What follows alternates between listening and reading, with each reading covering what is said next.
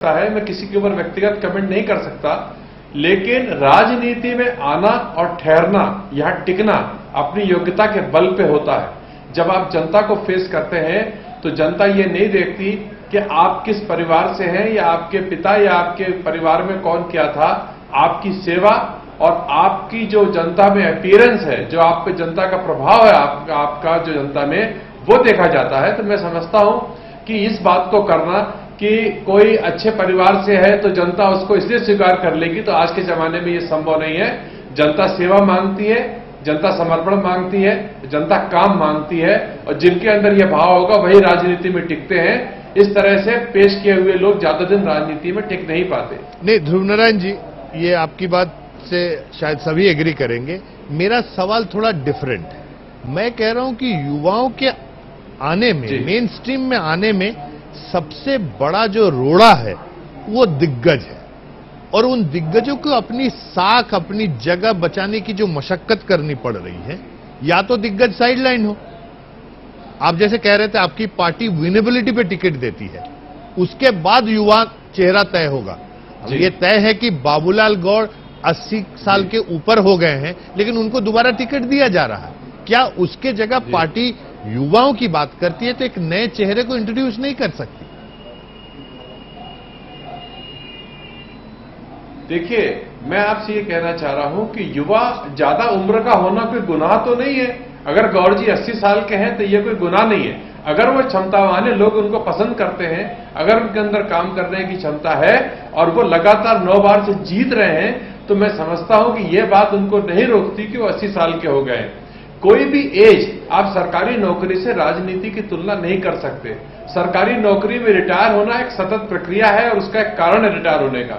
अगर कोई 60 साल का हो जाता है, इसका मतलब ये नहीं कि अयोग्य हो जाता है, लेकिन इसलिए कि सरकारी नौकरी में सबको अवसर मिले। चूंकि वो एक ऐसी प्रक्रिया से आते हैं कि 60 साल तक आपको नौकरी करने का अवसर मिलता है। हमारे यहां तो 5 साल में चुनाव होता है। ध्रुव नारायण जी, आपको लगता है कि राजनीति में भी युवाओं को अवसर मिलना चाहिए? ध्रुव नारायण जी, राजनीति में भी युवाओं को अवसर मिलना चाहिए? राजनीति में युवाओं को अवसर अवश्य ही मिलना चाहिए, लेकिन योग्यता के आधार पर मिलना चाहिए और सहज रूप से मिलना चाहिए।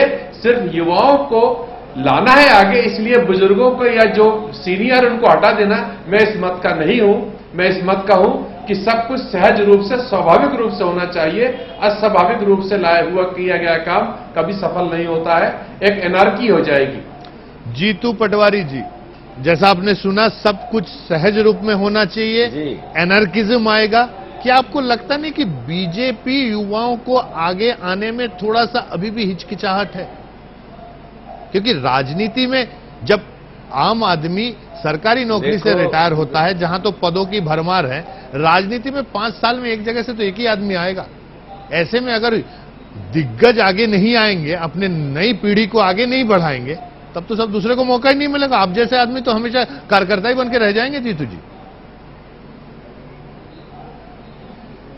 नहीं, ये द्वंद्व भैया, जैसा कि शुरू में किसी ने, ध्रुव नारायण सिंह जी ने कहा था या आपने कहा था कि ये द्वंद्व सनातन धर्म से चलता आ रहा है और ये द्वंद्व आगे भी चलता रहेगा। मेरा ऐसा मानना है कि राजनीति में व्यक्तिगत तौर पर वो व्यक्ति जो स्वस्थ हो दिमागी रूप से, शारीरिक रूप से, उसको युवा और इसकी परिभाषा में नहीं बांटना चाहिए। योग्यता कभी रुकती नहीं है। जिस व्यक्ति में जिज्ञासा हो, जिस व्यक्ति में भाव हो, आप मुझे कुछ बातें मैं कहूंगा, आप कहोगे ये आदर्श की बातें हैं, या आदर्श की बातें मैं मेरे जीवन में बनाता रहता हूं और करता रहता हूं। मुझे इसके लिए कहीं बताने की या कहने की जरूरत नहीं। पर राजनीति में मूल भाव सेवा है, और सेवा के साथ, जिस समर्पण के साथ जो व्यक्ति काम करना चाहता है, उसके लिए दरवाजे कई बार खुल जाते हैं।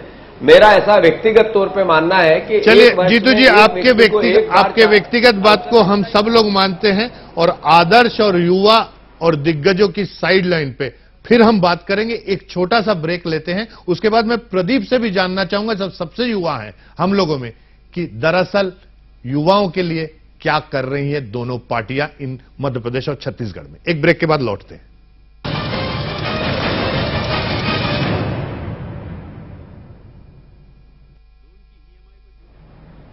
बीवी का बर्थडे भूलकर देखो एक बार, वेडिंग एनिवर्सरी भूलकर देखो। लोन की ईएमआई तो ड्यू डेट के पहले भर देते हैं आप, लेकिन सर्विस टैक्स याद भी रहे ना तो लापरवाही।